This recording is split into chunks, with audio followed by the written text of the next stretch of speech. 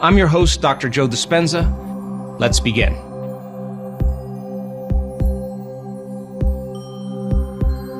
Can you teach your body emotionally what the future reality that you want to live in feels like before it happens? Now, this is very difficult if you've been conditioned into believing something in your outer world has to change to take away the emptiness or the lack, to make you feel differently.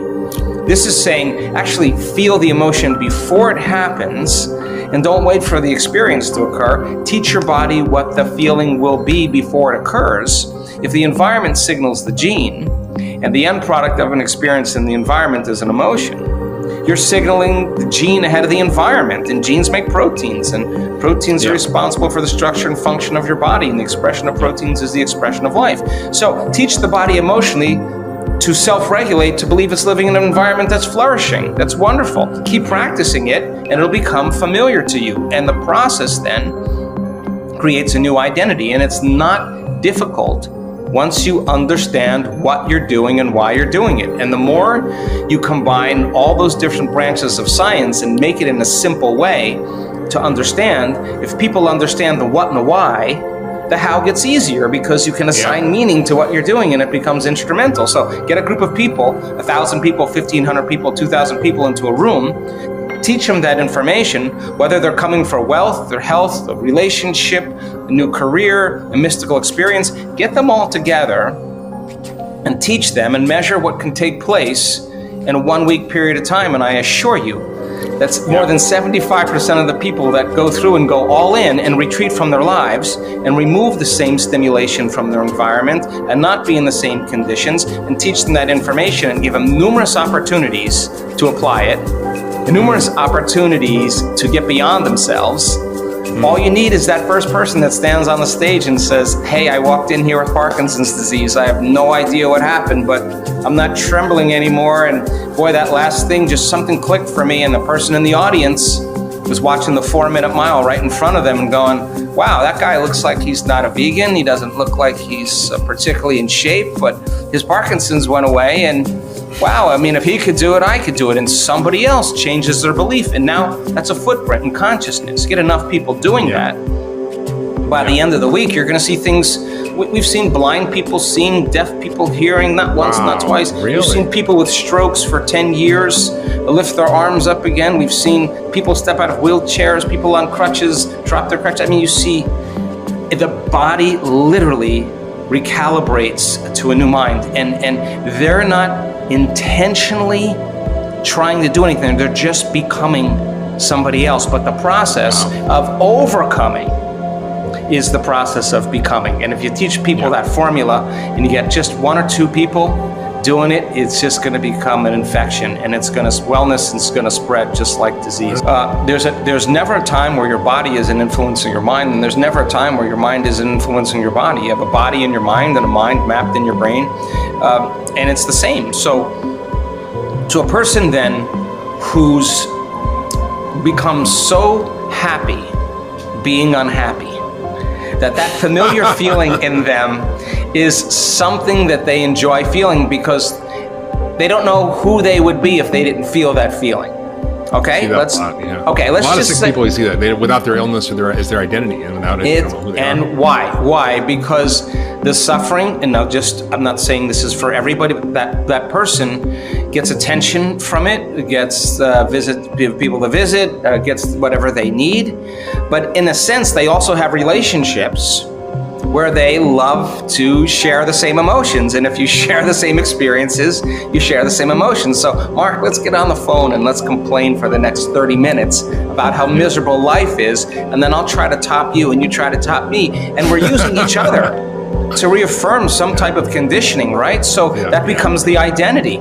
So then let's just say you decide to stop blaming, stop complaining, stop making excuses, stop feeling sorry for yourself, stop talking trash, stop commiserating. You just say, I'm going to quit that. In the first hour, you do really well. But the problem is the body's saying, hey, Mark, This is where you normally complained in an hour. Yeah, this is where you call Joe and you start commiserating. So what does the body say? The body starts influencing the mind, and it starts calling up circuits in the brain that are connected to that emotion that you've been using all along. So then you start thinking about all the reasons you're unhappy. Now that thought leads to a choice. That choice leads to the same behavior. The same behavior creates the same experience, and the same experience produces the same feeling and the same emotion, and that same emotion starts to influence the very same thought. And now the person returns back to their same biology, and the health condition will always be there because it's the environment that looks like it's signaling the gene. But it's the emotion. So then if the person all of a sudden says, okay, I'm going to do my meditation, and you do your meditation at 11 o'clock in the morning, and that's normally when you get on your emails and start judging people, your body's going to say you're out of schedule. So the process of change requires then not only addressing the mind, which is the thought, but also the emotion that's conditioned into the body. And if you break it down for people, they'll be able to distinguish in the process of change, oh my God, like I'm fasting from a breaking an addiction. You know, your body's craving, I just gotta suffer a little bit with somebody, and it wants to suffer, and you gotta be able to work with it, and not just to sit there and white knuckle it, to learn how to self-regulate, to learn how to make those changes with your eyes open. That's when it matters the most. You practice meditation with your eyes closed.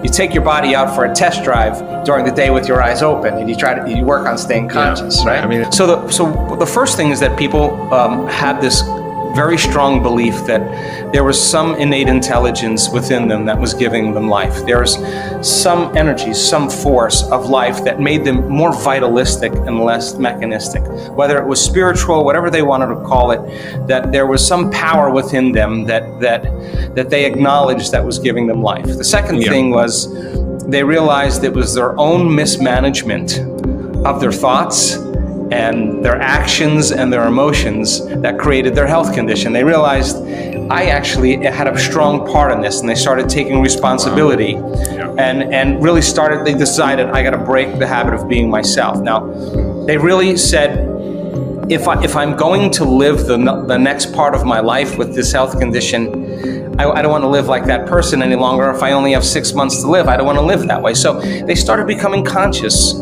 of their unconscious self, and so conscious that they didn't want to go unconscious. And then they started thinking, number 3, if I actually had a new lease on life, if I actually could heal, if I actually could live another year, how would I live my life? Now, they didn't say I'm going to be the same person. They said, how do I want to think? How do I want to act? How do I want to feel? And exactly how I described, they went into an inward process, not even a meditation, just what do I want to tell myself? Now, let me repeat it. How do I want to live with my family? How do I want to eat dinner? What emotions do I want to feel? And they started changing their personality. They started reinventing a new self. And then the last thing that they had in common is that they started noticing when they would close their eyes and do this, they lost track of space and time.